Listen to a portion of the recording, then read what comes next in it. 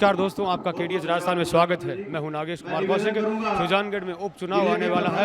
17 तारीख को वोटिंग होने वाली है और इसलिए लगातार हर पार्टी यहां पर, चाहे बीजेपी है चाहे कांग्रेस, लगातार विशाल सभाएं, नुक्कड़ सभाएं लगातार कर रही है और बड़े बड़े मंत्री, मुख्यमंत्री और कैबिनेट मंत्री हों, चाहे राज्य सरकार के, राजस्थान सरकार के मंत्री हों, लगातार यहाँ पर दौरा कर रहे हैं, मीटिंग सभाएं करते जा रहे हैं। इस वक्त हम मौजूद हैं एनके लोहिया स्टेडियम में, जहाँ पर भारतीय जनता पार्टी की विशाल जनसभा यहाँ पर आयोजित होने वाली है, जिसमें केंद्रीय मंत्री गजेंद्र सिंह शेखावत, अनुराग सिंह ठाकुर और अर्जुन सिंह मेघवाल और उपनेता प्रतिपक्ष राजेंद्र सिंह राठौड़, जो पूर्व सांसद हैं राम सिंह कस्वा, वर्तमान जो सांसद हैं राहुल कस्वा सहित बीजेपी के बहुत सारे दिग्गज नेता यहां पर पहुंचने वाले हैं। लगातार ये सभाएं यहां पर चलती जा रही है और ऐसी एक विशाल सभा भारतीय जनता पार्टी के प्रत्याशी खेमाराम मेघवाल के समर्थन में यहाँ पर एनके लोहिया स्टेडियम में आयोजित हो रही है। आइए कार्यक्रम का अवलोकन करते हैं कि क्या कुछ यहाँ पर घटनाक्रम रहता है। विशाल जनसभा भारतीय जनता पार्टी की आयोजित हो रही है, जिसमें दिग्गज नेता भारतीय जनता पार्टी के पहुंच रहे हैं और भारी संख्या में जनसमूह यहाँ पर पहुंच रहा है। सर पे भारतीय जनता पार्टी की टोपी और मोदी के पोस्टर के साथ भारी संख्या में जनसमूह कार्यकर्ता उपस्थित हैं, नारी शक्ति भी उपस्थित है। केंद्रीय मंत्री, दिग्गज नेता यहाँ पर अब से कुछ ही देर में पहुँचने वाले हैं।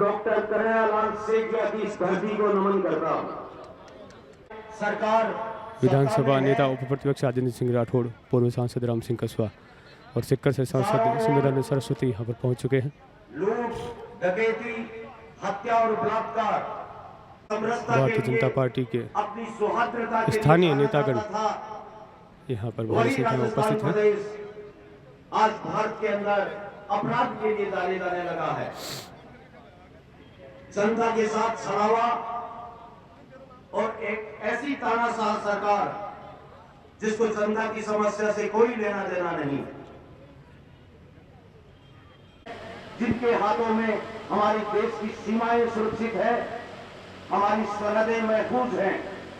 और मेरे युवा भाई, आप सभी को वादा किया था कि आपको नौकरी देंगे। मैं तो कहती ये सपना था, नौकरी तो दूर की बात है कि मेरे युवा भाइयों को जो 35 रुपये भत्ता मिला था वो भी सरकार ने नहीं दिया। आज मेरी माताएं बैठी है, आपका अगर सम्मान किया है तो देश के यशस्वी प्रधानमंत्री आदरणीय नरेंद्र मोदी जी ने किया है। हर घर में उज्ज्वला योजना के तहत गैस कनेक्शन देकर आज आप देख रहे हो, अगर किसानों का सम्मान किसी पार्टी ने किया है तो भारतीय जनता पार्टी ने किया है। वो आपको 6,000 रुपये आपके खाते में डाले, वो सिर्फ पैसा नहीं थे, आपकी सम्मान निधि थी। किसान सम्मान निधि के रूप में 6,000 रुपये हर वर्ष हर किसान के खाते में डाला, बहुत बड़ी बात है। सरकार सहायता करती है, लेकिन वो सहायता किसी सम्मान के रूप में हो तो ये हम सब के लिए गौरव की बात है। ये बातें भूल न जाना, क्योंकि सरकार कई दिनों से आपके बीच में बैठी है, आपको मीठी मीठी बातों से बहकाने की कोशिश करेगी। क्योंकि अब मैं स्वागत करूंगा केंद्रीय नेता अर्जुन राम मेघवाल पहुंच चुके हैं। मंत्री अर्जुन मेघवाल जी पधारे, जोरदार तालियों से उनका स्वागत करे श्रीमान अर्जुन राम जी मेघवाल। आने वाले चुनाव के लिए वोट मांगेगी और मुझे बहुत खुशी है कि मैं सम्मान्य राजेंद्र सिंह राठौड़ साहब, हमारी टीम के सभी प्रभारी गांव गांव जा करके इस मंच पर मैं स्वागत करूंगा हमारे प्रदेश अध्यक्ष श्री सतीश जी पूनिया साहब का, भारतीय जनता पार्टी के वरिष्ठ नेता श्री घनश्याम जी तिवारी का। उनसे भी आग्रह करूंगा कि वो मंच पर अपना स्थान ग्रहण करें और जोरदार तालियों के साथ इनका अभिनंदन करें, स्वागत करें। गुंजायमान तालियां होनी चाहिए मित्रों, जोरदार तालियों के साथ स्वागत करें। चोर के पैर नहीं होते बंधुओं, लेकिन चोर को आंख दिखाने वाला आदमी चाहिए। चोर की पीठ केंद्रीय मंत्री गजेंद्र सिंह शेखावत डकैत बन जाएगा। इसलिए पहुंच चुके हैं। राजस्थान में अनुराग 28 ठाकुर महीने के अंदर जिस केंद्रीय प्रकार मंत्री के कुकृत्य पहुंच चुके हैं। अशोक गहलोत की सरकार ने किए हैं और 28 महीने में राजस्थान सरकार की ओर से एक नए पैसे का विकास भी कहीं देखने को नहीं मिलेगा। माननीय गजेंद्र जी और अनुराग जी मंच पर आ गए हैं, उनका बहुत बहुत हार्दिक मंच पर पहुंच चुके केंद्रीय मंत्री अनुराग ठाकुर, गजेंद्र सिंह शेखावत, प्रदेशाध्यक्ष सतीश पूनिया गजेंद्र सिंह जी शेखावत, नेता प्रतिपक्ष राजेंद्र सिंह अनुराग राठौड़, ठाकुर जी, घनश्याम जी तिवारी, भारतीय जनता पार्टी के प्रदेश सांसद अध्यक्ष रामचंद्र डॉक्टर कस्वाल, सतीश पूनिया जी, सुमितानंद जी केंद्रीय मंत्री सरस्वती, अर्जुन मेघवाल जी, हम सबके महबूब नेता राजेंद्र राठौड़ जी, अर्जुन राम मेघवाल, चूरू केंद्रीय के मंत्री पूर्व सांसद राहुल राम सिंह जी कस्वा और हमारे लोकप्रिय सांसद राहुल कस्वा जी, जोरदार एक बार पंडाल गूंजे। प्रत्याशी है। भारत माता की। राजस्थान की वर्तमान सरकार के पक्ष में मतदान करने के लिए कोई भी आदमी अपना मन नहीं कर सकता। एक समाचार पत्र पढ़ेंगे कि राजस्थान का रेवेन्यू बोर्ड पूरा का पूरा सील हो गया और भ्रष्टाचार के अंदर पकड़कर आरएसएफ को बंद कर दिया गया। एक तरफ समाचार पढ़ेंगे तो पुलिस के कांस्टेबलों को भीलवाड़ा में गोली से गुंडों ने मारकर गिरा दिया। एक तरफ समाचार पढ़ेंगे तो शंभू के दाह संस्कार का समाचार पढ़ेंगे। कुल मिलाकर राजस्थान की स्थिति यह है कि भ्रष्टाचार में लिप्त राजस्थान की सरकार कानून व्यवस्था में सारी समाप्त हो गई। राजस्थान में इस प्रकार की सरकार है। हम आपको निवेदन करने आए हैं कि कुछ लोग इस बात को सोचें। आज मैं विशेष रूप से एक बात कहने के आया हूँ कि राजस्थान में 4 पुजारियों की हत्या हो गई और राजस्थान सरकार ने आज तक कोई कार्रवाई नहीं की। भारतीय जनता पार्टी ने 7 दिन 10 दिन का लगातार धरना दिया डेड बॉडी को लेकर, तब जाकर उनका दाह संस्कार हुआ। किस बात का है ये चुनाव? राजस्थान की सरकार को खारिज करने का और भारत सरकार के पक्ष में वोट देने का चुनाव है। इसलिए मैं आपसे निवेदन करना चाहता हूँ की भारत माता की। जिलाध्यक्ष जी स्वागत करें, हम सबके महबूब नेता राजेंद्र राठौड़ जी का साफा बना करके स्वागत करें। हमारे पूर्व सांसद रामेश्वर भाटी जी। सुजानगढ़ विधानसभा उपचुनाव को लेकर लगातार मीटिंग और सभाओं का दौर जारी है और आज यहां भारतीय जनता पार्टी की एक विशाल जनसभा आयोजित की जा रही है। एनके लोहिया स्टेडियम का दृश्य है जहां पर केंद्रीय मंत्री गजेंद्र सिंह शेखावत, केंद्रीय मंत्री अर्जुन राम मेघवाल और अनुराग ठाकुर केंद्रीय मंत्री और साथ ही जो प्रदेशाध्यक्ष है सतीश पूनिया यहाँ मंच पर पहुंच चुके हैं। उप नेता प्रतिपक्ष राजेंद्र सिंह राठौड़ सहित कई दिग्गज नेता यहाँ पर पहुंचे सभा को संबोधित करने के लिए। सुजानगढ़ युवा मोर्चा के द्वारा स्वागत अभिनंदन किया जा रहा है सभी अतिथिगणों का। भारतीय जनता पार्टी के कार्यकर्ताओं के मान और सम्मान की माना है। पहुंचे हुए सभी भारतीय जनता पार्टी के दिग्गज नेतागणों का स्वागत और अभिनंदन विशाल माला के साथ किया जा रहा है। भारतीय जनता पार्टी के सभी कार्यकर्ता बड़ी संख्या में कार्यकर्ता उपस्थिति देकर के इस बात का विश्वास दिला दिया है कि यह जीत सुनिश्चित है। और मैं हमेशा की भांति लगातार आपके बीच में काम करता आया हूँ। मैं ज्यादा लंबा चौड़ा भाषण देने वाला नहीं हूँ क्योंकि हमारे वक्ता बहुत है। हम तो गली गली में और गांव गांव भाषण देते रहते हैं।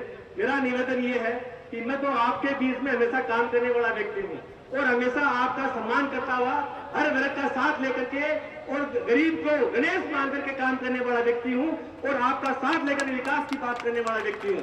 और मैं निवेदन करना चाहता हूँ कि आपके चरणों में मैं पुनः निवेदन करना चाहता हूँ कि आप ये चुनाव आप जिताइए और मैं आपका मान और सम्मान में कमी नहीं आने दूंगा और हर समय आपके साथ कंधे से कंधा मिला करके इस सुजानगढ़ के विकास के लिए काम करूंगा, इसी आशा और विश्वास के साथ। मैं आप सभी को बताना चाहता हूं जब आपका ये सांसद चुनकर दिल्ली गया था 2014 में, मैं एक युवा के रूप में गया था तो भाई साहब ने, अनुराग भाई ने हमेशा मेरा हौसला अफजाई करी, हमेशा सही रास्ता दिखाने की कोशिश करी। आज आप यहाँ पे आए, आपका मैं तहे दिल से धन्यवाद देता हूँ और उम्मीद करता हूँ जोरदार ताली बजाकर आप सभी अनुराग जी का बहुत बहुत धन्यवाद देंगे। भाई साहब हमेशा आपने चूरू की जिन समस्याओं को लेकर आपके पास में पहुंचा, चाहे मैंने चूरू के अंदर नए बैंक खुलवाने की बात क्यों ना हुई हो और भी कोई ऐसे इश्यूज रहे हो सीआरएफ रोड के अंदर जो आजकल फाइनेंस मिनिस्ट्री के पास में है, अनेकों मुद्दों पे जब भी आपसे मिला मैं, आपने कभी भी निराश नहीं किया। चूरू की जनता को अपना आशीर्वाद मेरे रूप में हमेशा देने की कोशिश करी है। तहे दिल से मैं आपका स्वागत करता हूँ और बहुत बहुत धन्यवाद करता हूँ। विजेंद्र भाई साहब आपका भी बहुत बहुत धन्यवाद है, उसमें आपने टॉप मोस्ट प्रायोरिटी दी जिले को, मैं आपका भी तहे दिल से बहुत बहुत धन्यवाद करता हूँ और उम्मीद करता हूँ कि अभी चूरू का हमारे पूरा गांव कवर कर लिया हमने। 1100 करोड़ रुपए से ऊपर की योजना हमारी लगभग तैयार है और इस योजना से टूटी का पानी हर घर हर गांव तक पहुंचेगा। पर कहीं न कहीं हमें जरूरत उस बात की भी है कि सुजानगढ़ के अंदर ऐसी बहुत सी ढाणियां हैं जिनको वंचित छोड़ दिया गया, वंचित रह गई है। आपसे निवेदन करूंगा, मैंने हालांकि पत्र आपको पहले भी लिख के दिया है कि सुजानगढ़ की जो ढाणियों में रहने वाले लोगों को टूटी का पानी भी पहुंचाएगी तो ये भारत सरकार आपके मार्फत पहुंचा सकती है। ये ऐसी आस यहाँ के लोग लगाए बैठे, मैं उम्मीद करता हूँ उस पर भी आप अपना नजर देंगे। अर्जुन जी भाई साहब, आप आए हैं, आप और हम पिछले 15 दिनों से इस क्षेत्र के अंदर घूम रहे हैं। राजेंद्र जी ने, मैंने, पिता श्री राम सिंह जी ने, हम सब ने मिलकर पिछले 12-15 दिनों के अंदर इस सुजानगढ़ के अंदर गांव-गांव जाके खेमाराम जी के लिए भारतीय जनता पार्टी के लिए वोट मांगे। बड़ी उम्मीद है, लोगों का बड़ा सहयोग मिल रहा है और हम उम्मीद करते हैं कि जितने कार्यकर्ता लगा हुआ है गांव-गांव तक, भारतीय जनता पार्टी का कमल अवश्य खिलेगा सुजानगढ़ के अंदर 17 तारीख को। मैं अनुराग भाई साहब को एक बात बताना चाहता हूँ। सुजानगढ़ वो तहसील है, वो शहर है जिसकी 1 लाख से ऊपर की आबादी है और अमृत योजना में शामिल होने वाला ये दूसरा सबसे बड़ा शहर चूरू का है। चूरू के बाद सुजानगढ़ 200 करोड़ की पैसा आपके द्वारा, भारत सरकार के द्वारा दिया गया अमृत के अंदर। इस पैसे का दुरुपयोग बहुत हो रहा।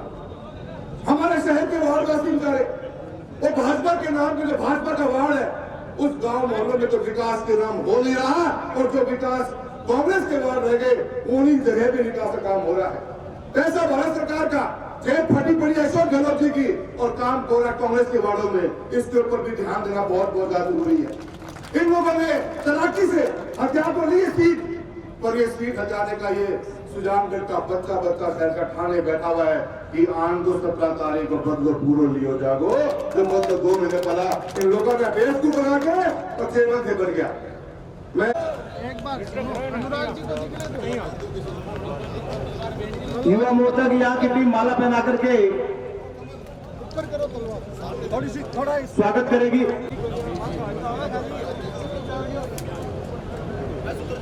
5 मिनट लिए घड़ा बोल रहा हूँ भाई जी, थोड़ा साउथ तो रात और बड़ी गर्मी। मुझे कई दिनों से आपने पांडिचेरी में देखा होगा, 2-1 महीने पांडिचेरी में देखा था ना। हाँ, बड़े समाचार सुना रही हूँ। 5 राज्य में चुनाव हो रहे हैं और अठे भी चुनाव 17 में है। ये चुनाव मेरे बीच में चुनाव है, रिजल्ट सिड़ा रही के साथ आई 2 तारीख में। अब तहमल बताओ, बंगाल में कौन आ रही है? बीजेपी, मोदी। बंगाल में कौन आ रही है भाई जी? मोदी। आसाम में कौन आ रही है बताओ मुझे? मोदी।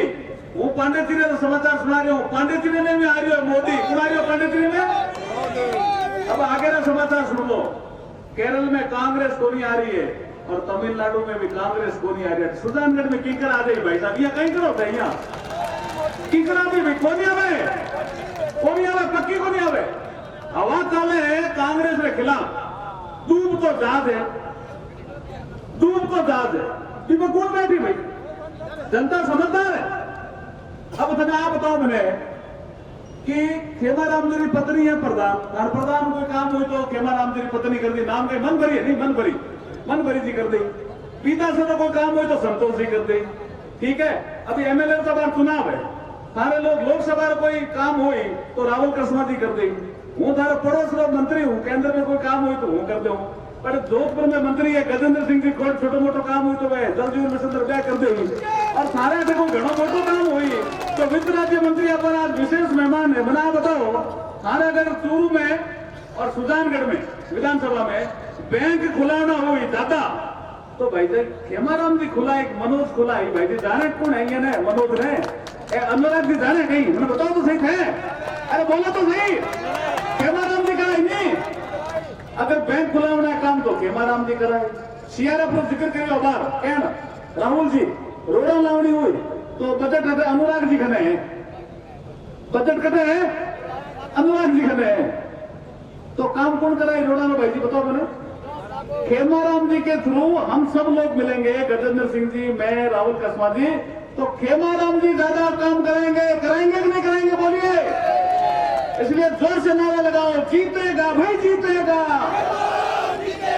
जीतेगा भाई जीतेगा। रेवेन्यू बोर्ड में भ्रष्टाचार है तो है, कहते भी छूट गया, थाने में भी गोलियां डाल गई, दलितों पे अत्याचार बढ़ गए, महिलाओं पे अत्याचार बढ़ गए। फिर भी एक मैं राजमा भाई जी किया वहां। अब शिक्षा मंत्री कहीं बोल गया भाई जी, कहीं बोल गया था, कहीं बोल गया शिक्षा मंत्री जी था ना।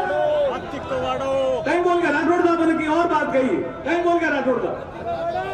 तो आज झुंझलाहट है मंत्रियों में, आज झुंझलाहट की है मंत्रियों में। आप बात तय करें कि राजसमंद भी बीजेपी जीत रही है, साड़ा भी बीजेपी जीत रही है और सुजानगढ़ भी बीजेपी जीत रही है। भाई साहब यही समाचार देने में आपके बीच में आया। मोले बहुत बहुत धन्यवाद अतुल जी भाई साहब। मैं आपके और जीतेगा क्या जीत गया।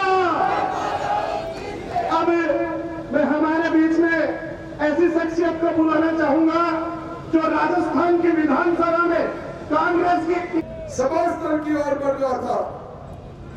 युवा मोर्चा के कार्यकर्ता ने मुझे कहा भाई साहब आपका लट काट देगा। तो मैंने कहा क्या लट काट दोगे। उस कार्यकर्ता की जुबानी थी। 3 महीने पहले इस सुजानगढ़ के अंदर जब पंचायत राज संस्थाओं का चुनाव था, यही हाथ का निशान लेकर यही मनोज जी और उनका पूरा परिवार गांव गांव ढाणी ढाणी गए थे।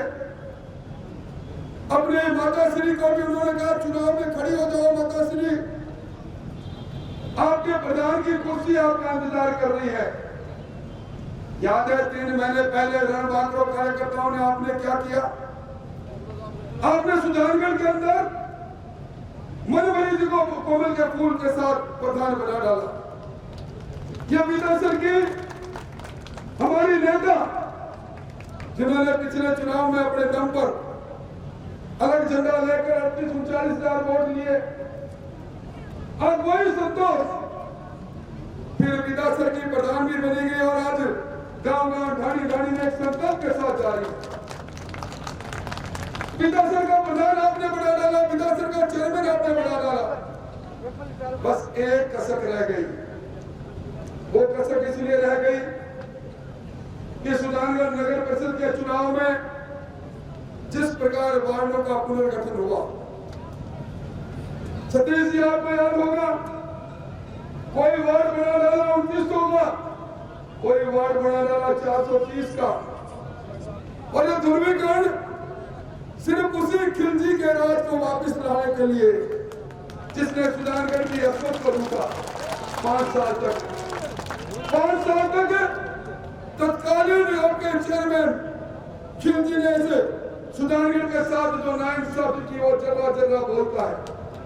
हम प्रचार के लिए नुक्कड़ सभाओं में जाते हैं, खुदा पर सुजानगढ़ करा रहा है। 200 करोड़ की स्मार्ट सिटी योजना को विकसित करने का काम किया और इस बार फिर थोड़ी सी गफलत हो गई। अब गजनवी गोली की संसद जब गोली बन गई, मैं समझता हूं ये कसक। और मैं निवेदन करना चाहूंगा, अभी हमारे नौजवान सांसद राहुल जी कह रहे थे, मोहन और आप भी तो थे, 47,000 वोटों की बढ़त इस विधानसभा क्षेत्र से राहुल कस्बा और कमल के फूल को दिलाने का काम आपने किया। अब मुझे कारण बता दो कि किस कारण से क्या ऐसा मीर मार दिया कांग्रेस ने। हम अपना यहाँ के लोग अपना मन बदलेंगे, यहाँ के लोग अपना मन नहीं बदलेंगे। अभी मुझसे पहले वक्ताओं ने किसान के कर्जा माफी की बात की।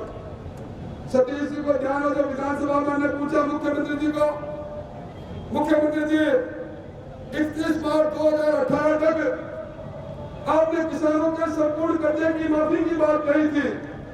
जरा ये तो बता दो कर्जा था कितना। उत्तर मिला 99,996 करोड़। और हमने दूसरा सवाल किया, इसमें माफ कितना किया, बोला 7,200 करोड़ रुपए। हमने फिर सवाल किया, वसुंधरा जी के राज में 50,000 तक का कर्जा माफ हुआ, वो कितना हुआ, बोला 6,800 करोड़। अब आप बताओ। अभी मुझसे अध्यक्ष जी कुछ किसान मिल रहे थे, ये जो कॉमर्शियल बैंक में और ग्रामीण बैंकों में जिन्होंने कर्जा ले लिया, आपको ध्यान होगा इस बार भी मुख्यमंत्री जी ने कहा हम दिल्ली से बात करके उनका कर्जा माफ कराएंगे। जमीनें नीलाम हो रही है। बेरोजगारी भत्ते की बात मुझसे पहले वक्ता बोल चुके हैं। और बेरोजगारी भत्ते के नाम पर नौजवान को ठगा गया। और विशेष तौर पर मैं निवेदन करूंगा, इस बार जिस बार भी गाँव में जाकर आए हम, फुट्टी कौड़ी भी 2.5 वर्षों में गांव में नहीं लगी। नीतिगत निर्णय ले रखा है, पंचायत राज संस्थाओं में सीधा पैसा भेजते हो, केंद्रीय वित्त आयोग की सिफारिश से भेजते हो, राज्य वित्त आयोग की सिफारिश से भेजते हो। आपने पैसा भेजा इन 2.5 वर्षों के अंदर 6,400 करोड़ रुपए, आज पंचायतों में वो पैसा भी नहीं गया। राज्य वित्त आयोग का तो गठन ही नहीं किया, ना बजे बांस ना बजे बांसुरी। और मैं समझता हूँ अभी कल हमने देखा पूरे सुजानगढ़ के अंदर सारे पेट्रोल पंप बंद थे।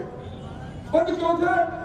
देश में सर्वाधिक पेट अगर कहीं है डीजल और पेट्रोल पर तो सिर्फ सुजानगढ़ और राजस्थान के अंदर है। अभी मुझसे पहले कानून व्यवस्था की बहुत बात हुई। पूजा कपला ने किस प्रकार महिला अत्याचार, अनाचार और महिला पर अत्याचार और उसकी जिक्रिया किया।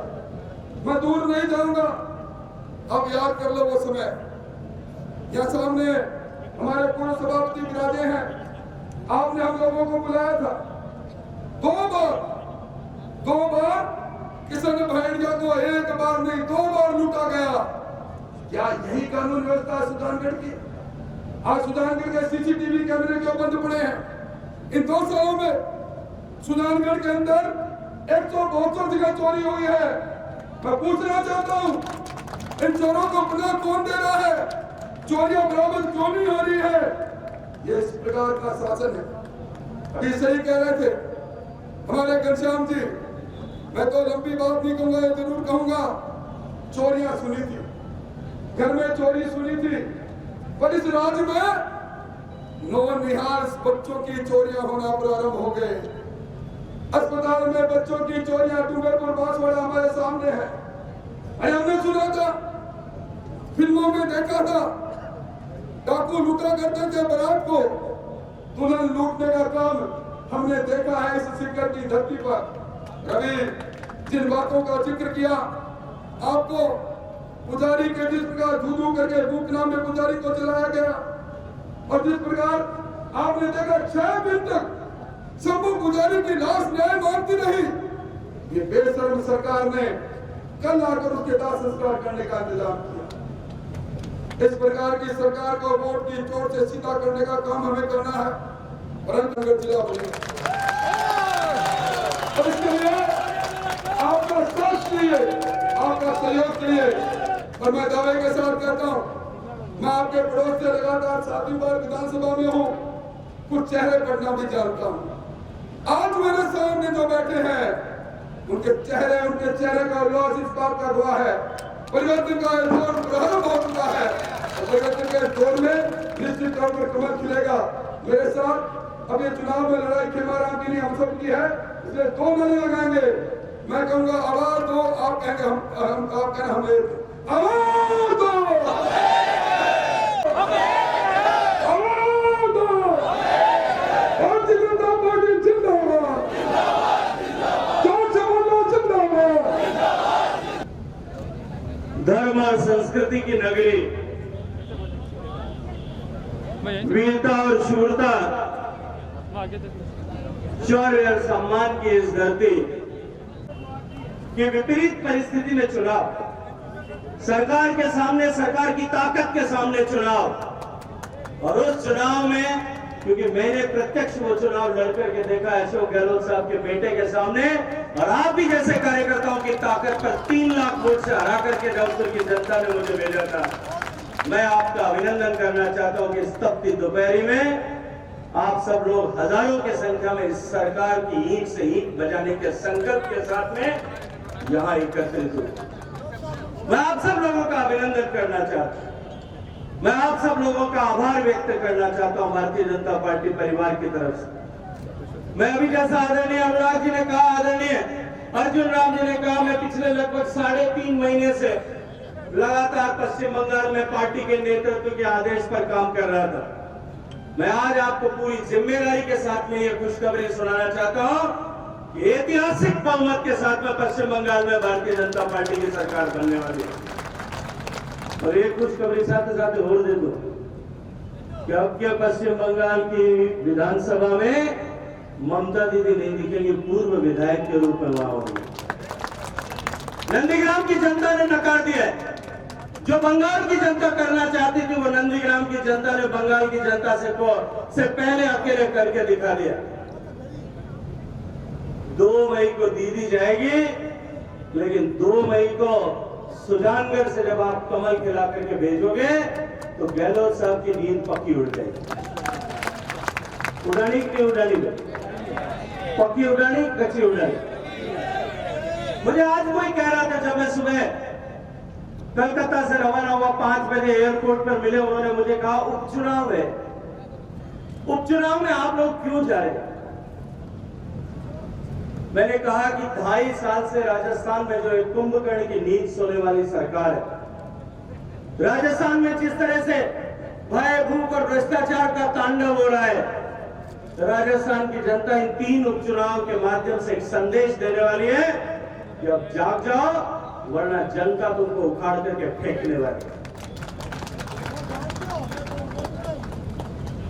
जिस दिन से लोक विधानसभा चुनाव का परिणाम आया था, 2018 के विधानसभा चुनाव से लेकर आज तक ये सरकार आपसी विग्रह से जूझ रही है, आपसी लड़ाई से जूझ रही है, और उसका खामियाजा अगर किसी को भुगतना पड़ रहा है तो मेरे राजस्थान की माताओं बहनों को भुगतना पड़ रहा है। आज राजस्थान महिलाओं के प्रति अपराध की राजधानी बनकर के देश में उभरा है।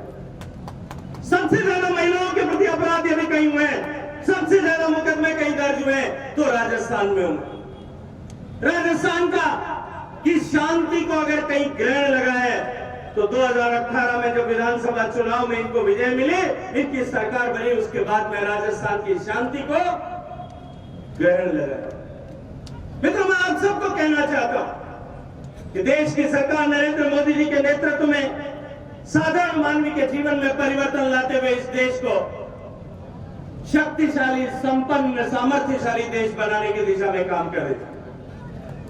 पिछले 5 साल में जिस तरह से सामान्य मानवी के जीवन में परिवर्तन लाने के उद्देश्य से जितनी योजनाएं प्रारंभ की गई, एक नई परिभाषा देश में, गवर्नेंस की एक नई परिभाषा देश में माननीय मोदी जी ने दी। जो कुछ भी करेंगे 100% के लक्ष्य के साथ में करेंगे। न जाति पूछेंगे, न मजहब पूछेंगे, न धर्म पूछेंगे, न विचारधारा पूछेंगे, न राजनीतिक पार्टी पूछेंगे।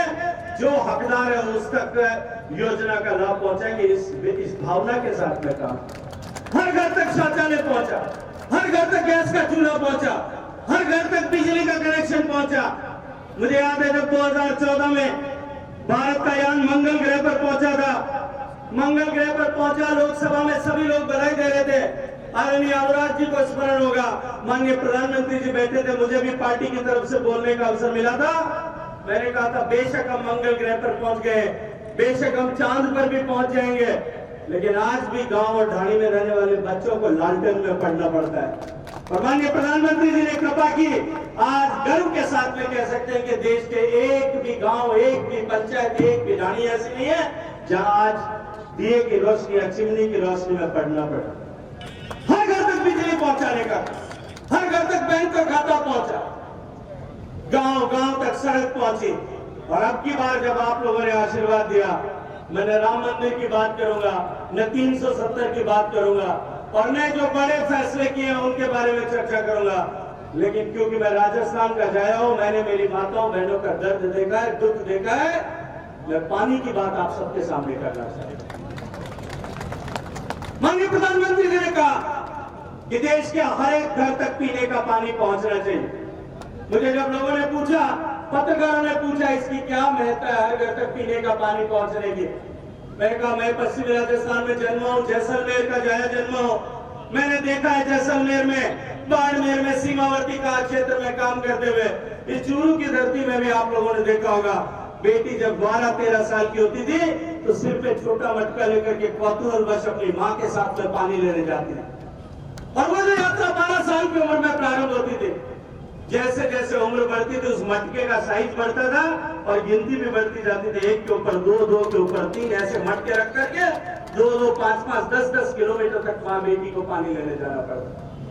70 साल तक, 70 साल की उम्र हो जाने तक 12 साल से जो यात्रा प्रारंभ होती थी, जैसे जैसे कमर झुकती थी वो मटके एक एक करके वापस कम होते थे और बुढ़ापे में आते आते छोटे हो जाते थे, क्योंकि पांव जो है वो बोझ उठा नहीं पाते। एक बेटी जब बुढ़ापे तक अपनी यात्रा पूरी करती थी, उस 50-60 साल की उम्र में वो पानी लाने के लिए जितना कदम उस तपती हुई लू में, तपती हुई धरती पर चलती थी, पूरी धरती के 3 बार परिक्रमा करने जितना परिश्रम वो अपनी जिंदगी में करते थे। आज उन माता बहनों के परिश्रम को, इस माता बहनों को इस अभिशाप से मुक्ति दिलाने के लिए माननीय प्रधानमंत्री जी ने हर घर तक पीने का पानी पहुंचेगा इस संकल्प के साथ में 2019 को 15 अगस्त को घोषणा की। 19 करोड़ घर है देश में, 19 करोड़ ग्रामीण आवास है। उन 19 करोड़ ग्रामीण आवास में से 70 साल तक देश में सरकारों ने यत्न किए, प्रदेशों की सरकारों ने यत्न किए, केंद्र की सरकारों ने यत्न किए, स्थानीय सरकारों ने, पंचायतों ने अपनी तरफ से यत्न और जतन किए होंगे, लेकिन कुल मिलाकर के 3 करोड़ 23 लाख घरों तक पीने का पानी पहुंचा था। कुल मिलाकर के 3 करोड़ 23 लाख। राजस्थान में भी 1 करोड़ 12 लाख से ज्यादा घर हैं, केवल 12% घरों तक पीने का पानी पहुंचा है। माननीय प्रधानमंत्री जी ने घोषणा की कि हम 4 साल में, आने वाले 4 साल में 2024 तक हर घर तक पीने का पानी पहुंचाए। हमने राज्यों के साथ में बात की, राज्यों के साथ में चर्चा की, राज्यों के साथ में उनकी योजनाओं का समझ करके, भौगोलिक परिस्थितियों को समझ करके गाइडलाइन बना करके 25 दिसंबर को 2019 में गाइडलाइन इश्यू की। 3 महीने बाद में कोरोना आ गया था, 25 मार्च को लॉकडाउन लग गया था। लगता था एक बार सब कुछ ठहर जाएगा, लेकिन वो नरेंद्र मोदी जी की ड्राइविंग फोर्स और आप सब माताओं बहनों का आशीर्वाद था कि पिछले 15 महीने में जहां 3 करोड़ 23 लाख कनेक्शन होने में 70 साल लगे थे, 15 महीने में 4.25 करोड़ नए कनेक्शन करके देश की 4.25 करोड़ माताओं बहनों को इस पानी लाने के अभिशाप से मुक्ति दिलाने का काम हुआ। मैं पूरे देश और दुनिया में जाकर के बात करता कि हमने भारत को पानी के, पीने के पानी के, और न केवल पीने का पानी, क्वालिटी का पानी, उचित क्वांटिटी का पानी और नियमित रूप से पानी मिले, इस संकल्प के साथ में काम करें। लेकिन राजस्थान की इस निकम्मी सरकार को 2019-20 में हमने इनके साथ में योजना बनाई, चर्चा की। हमने कहा कि पहले साल में आपको 17 लाख कनेक्शन करने, दूसरे साल में 20 लाख करने, और आगे 2 साल में और 20-20 लाख कनेक्शन करके 1 करोड़ कनेक्शन पूरे करने हैं।